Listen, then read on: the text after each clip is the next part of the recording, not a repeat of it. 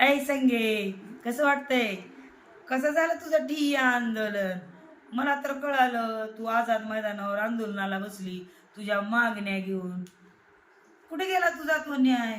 तू म्हणाली होती, मित्र ऐकले बाई, की मी जोपर्यंत न्याय देणार नाही तोपर्यंत मी हलणार नाही. अगोदर ऐकलं, परत तू इकडं म्हणती मुख्यमंत्री महोदय तुम्हाला मी गोडी सांगते, मी खूप थकले आता, मला खूप त्रास होतोय आता.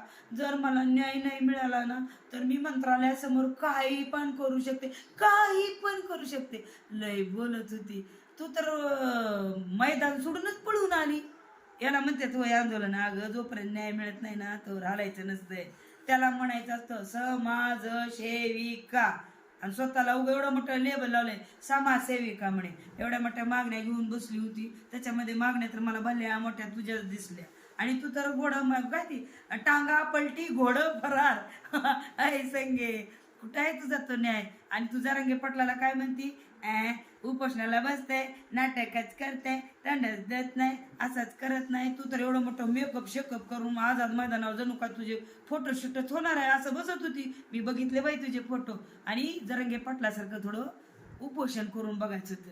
ठीक आहे, आंदोलन कोण बी करतं ग, पण ती आंदोलन सुद्धा तुला जमलं नाही.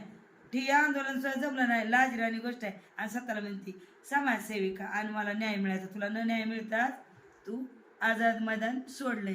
थे कसली समाजसेविका, नुसतंच बोलते टूर टूर टूर टूर सगळ्यात तेवढं म्हणते ए शेंबड्या, ए शेंबड्या. येडे तू बघ किती शान आहे, दुसऱ्याची तोंड काढती, लोकांचा शिंबूड काढती. तुला काय दुसरं काय दिसतच नाही का? शेंबडन हा उठण मुत्र दिसतो का ग? जा बाई, तुला सवय तेवढीच आहे. तू तुझ्या त्याच लायकीच आहे. जाऊ दे बाई तिकडं.